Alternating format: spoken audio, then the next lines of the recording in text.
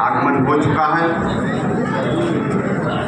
और हमारे बीच में बहुजन मुक्ति पार्टी के राष्ट्रीय उपाध्यक्ष उत्तर प्रदेश के प्रभारी आयुष्मती निशा मैडम जी का भी आगमन हो चुका है। हमारे बीच में राष्ट्रीय पिछड़ा वर्ग मोर्चा के राष्ट्रीय अध्यक्ष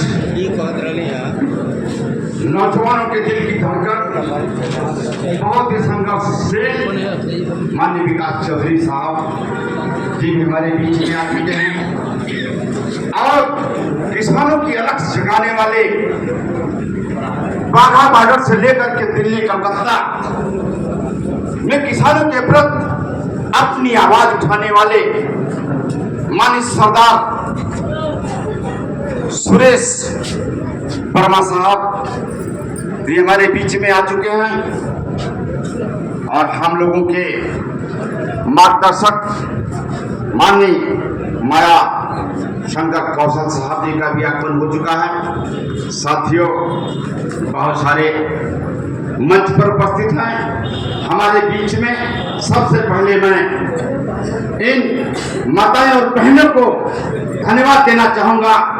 इतनी दिलदिलाती धूप में और इस समय जो अन्न जो किसान की लड़ाई सुरेश वर्मा साहब लड़ रहे हैं वो अन्न खेतों में हो चुका है, उसको कटाई और मढ़ाई चल रही है। उसके बावजूद भी कटाई और मढ़ाई का काम को देखते हुए इतने भारी संख्या में हमारे राष्ट्रीय अध्यक्ष जी को सुनने के लिए यहाँ आप लोग आए, इसके लिए बहुत बहुत धन्यवाद। साथियों, अपना अपना विवेक होता है, अपना अपना विवेक होता है, नहीं काबिल हर एक होता है।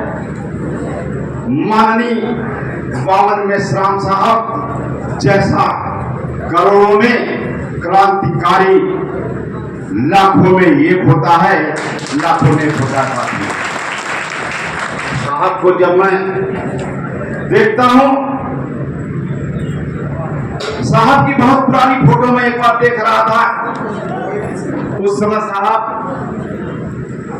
दाढ़ी रखे हुए थे और उनके लब्ज से जो मूल निवासियों को जगाने की बात चल रही थी, उस समय वीडियो जो भी सुन रहा होगा, साहब की जो भी आवाज सुन रहा होगा, उसके तन और बदन में मनुवाद ब्राह्मणवाद के खिलाफ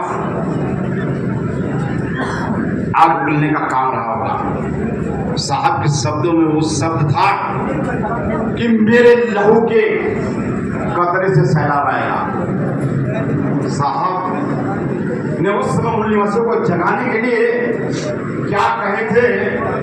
कह रहे थे उस समय कि मेरे लहू के कतरे से सैलाब आएगा, आज नहीं तो कल बेहिसाब आएगा। फना हो जाएंगे हम इन मूल निवासियों के सम्मान में, मेरे हर एक लफ्ज से इंकलाब आएगा, इंकलाब आएगा। साथियों, आज जो साहब ने कहा था वो सैलाब आज इस पूर्वांचल की धरती पर और इस भारत देश के कोने कोने में आपकी आवाज गूंज रही है। इसी बीच में सावित्रीबाई फुले के पक्ष चिन्हों पे चलने वाली बहुत ही क्रांतिकारी निशा मैडम भी साहब के साथ और मूल निवासियों बहन और भाइयों के साथ मूल निवासियों को आज़ाद कराने के लिए रातों दिन मूल निवासी महापुरुषों का पैगाम अलग जगाने का काम कर रही है। इनके जज्बे को मैं सलाम करता हूँ।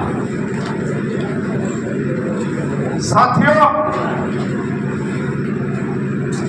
ईवीएम के बारे में साहब हमेशा कहा करते थे कि ईवीएम से 100% गड़बड़ी होती है, लोकतंत्र को खतरा है, संविधान को खतरा है, हमारे बहुजन समाज मूल निवासियों को खतरा है।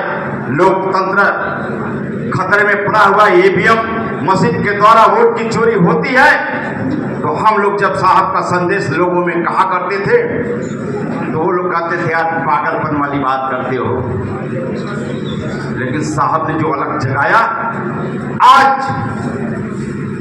जिसको अनपढ़ कहा जाता लेकिन उसके अंदर भी ये भारत मुक्ति मोर्चा और मूल निवासी के साथियों ने जागृत पैदा कर दिया।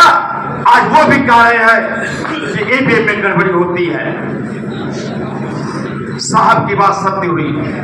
31 जनवरी का दिन याद है, 5 लाख जनता के साथ साहब के नेतृत्व में जो मोदी और आरएसएस को चेतावनी दी गई, फिर 22 फरवरी को जो चुनाव आयोग को चेतावनी दी गई साहब के नेतृत्व में, अब चुनाव आयोग सोचने के लिए मजबूर है।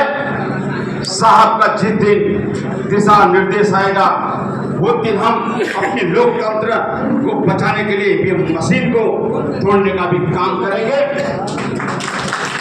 और मुझे पूरी उम्मीद है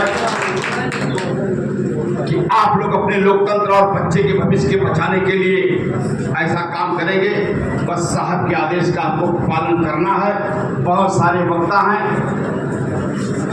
और मैं पूर्ण समय आप सभी वक्ताओं को देता हूं और इस आजमगढ़ की सरजमी पे आए हुए सभी भाई बहन को बहुत बहुत धन्यवाद, आभार व्यक्त करता हूं। जय मूल निवासी, जय भारत, जय भीम।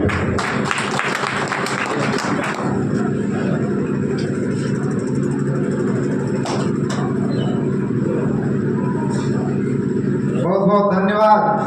अब अगली कड़ी में हमारे बीच में माननीय जय